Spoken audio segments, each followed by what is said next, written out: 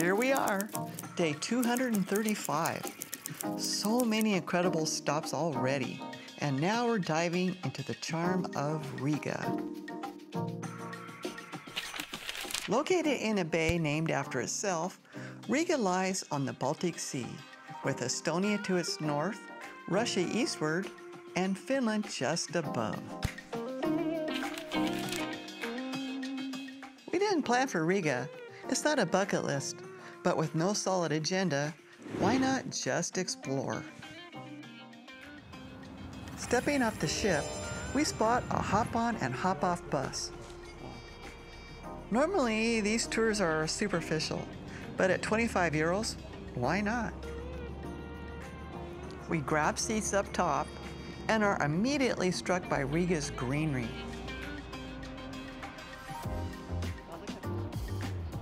Trees and parks are everywhere, giving this city a surprising freshness I wasn't expecting from this Baltic destination. Wow, look at that monument. Yeah. Oh, the Freedom Monument. The tour is taking about an hour, and it's giving us a good sense of the city. Riga's architecture is a fascinating mix, some centuries old, others with that Soviet-era blockiness. It's an odd blend, but somehow it works, with medieval buildings and communist relics coexisting in a way that feels strangely balanced. In many ways, Riga feels like Bulgaria, with its shared history and similar looks. But after an hour just circling the interesting spots on the bus, it feels like time wasted when we could have been exploring instead.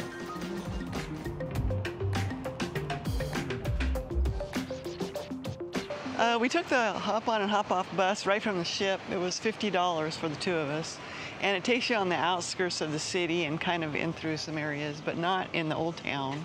We kind of knew that, but it was not really as interesting as just coming to the old town and walking around, and then you can see everything. It's just within a few feet, like, I don't know, 5-minute walk from the ship.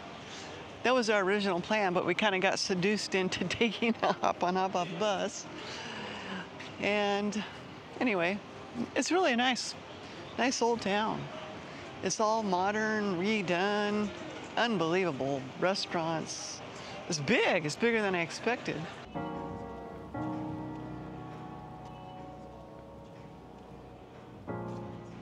The hop-on bus is Oh, there's the monument right there. We just drove by it. If you don't feel like walking, I guess you can do it, but you're not seeing the main. No, you don't see nothing. You don't see anything, yeah. It's actually like, that's my experience with hop-on buses, period, everywhere. But why did we get on it? Because we fall for the same thing all over. A lot of people are eating lunch early. Yeah. It's like 11:30 and they're already drinking beer and eating lunch. So the Freedom Monument. Okay, let's go check it out. And there's a nice park on the left of it.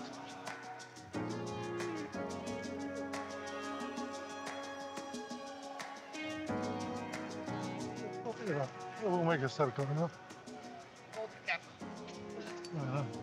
I mean, it's a small country, only 2 million people population. Yeah.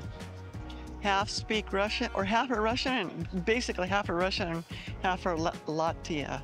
In Riga, we don't know about the rest of the country. But I won't be surprised because right here, look at this. Everything's in Russian. English, Russian, and Latvian. Oh.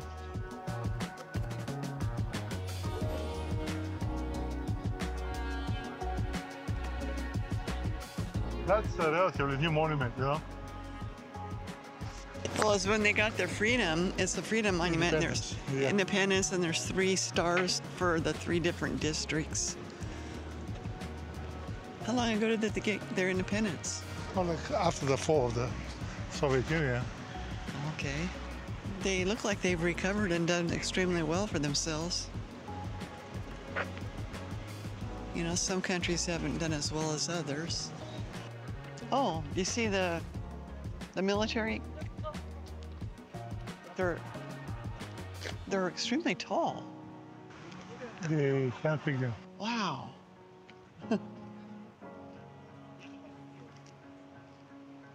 A striking symbol of Latvian independence, honoring freedom fighters from the early 20th century's war. They're standing still, so still they look like they're fake. Look at that rocket beam. You think that's a coffee shop? Rocket bean. Oh,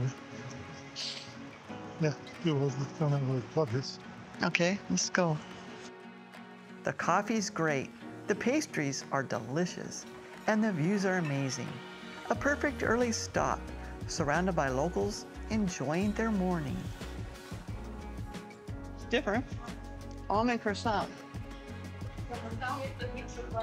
That's a nice cappuccino. It's not expensive. The two coffees and 4 pastries is 15 euros. That's pretty reasonable. Freaky fast, freaky good street food. That's weird, different. Approaching the Nativity of Christ Cathedral, the golden domes gleam in the sunlight. The church feels exotic, almost surreal, standing out in this Baltic city. It's a striking reminder of the various cultural influences that have left their mark on Riga. Exploring on our own, getting lost, that's our way. Tourists overload us with facts that we forget quickly. We care more about absorbing the feel, the vibe, and the energy of a place, understanding how locals live, and just simply letting this city reveal itself to us.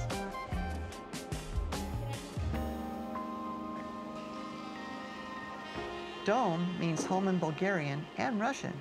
A cozy little restaurant here. The bells out there. Oh yeah, a whole bunch of bells. But it sounds really neat. Wow, it's really pretty. Look at this. It's gorgeous. There's medieval buildings everywhere, and it's amazing how incredibly well preserved they still are today. This is the main square of the old town. There's some beautiful buildings here, gorgeous monuments. House of the Blackheads, Gothic and grand, rebuilt post-World War II, stands proudly with this vibrant red facade. Wow, look at that. Look at that restaurant right there. That's neat, huh? They're not open yet, probably not for until lunch. Well, it's kind of cafe. 11:30, yeah, okay. Riga suffered extensive bombing during World War II, yet they've beautifully rebuilt many of the historic buildings. I really appreciate how they've preserved the city's history while restoring its architecture. It really gives the city a sense of continuity despite its turbulent past.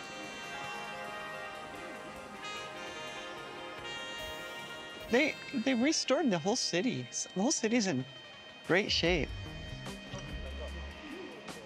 With only 7 hours here, we're rushing to see as much as possible. We know we're missing a lot. Cruising through Europe, there's so few sea days, it can be exhausting day after day. We still love every minute of it. There's no complaints from us.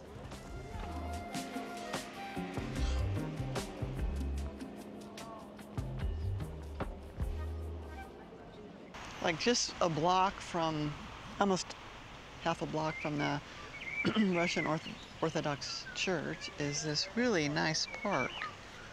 And looks like you can do tours here. And we're right next to the Freedom Monument also. It's a beautiful park with paths following a gentle canal. We sit on a bench, savoring the moment. Riga's charm makes you pause, slow down, and just enjoy the beauty around you.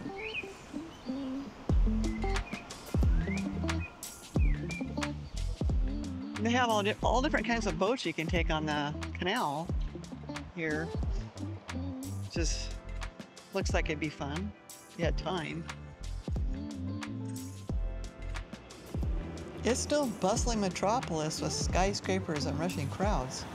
Riga, it feels like a well-kept secret, quietly going about its day without needing to shout for attention. The thing about Riga is its subtle charm that grows on you. I wasn't expecting much, but this city surprised me in the most delightful way. Our ultimate world cruise has already brought us to incredible destinations, and more are coming. Stay tuned for tomorrow's adventure as we arrive in Tallinn, Estonia. See you there.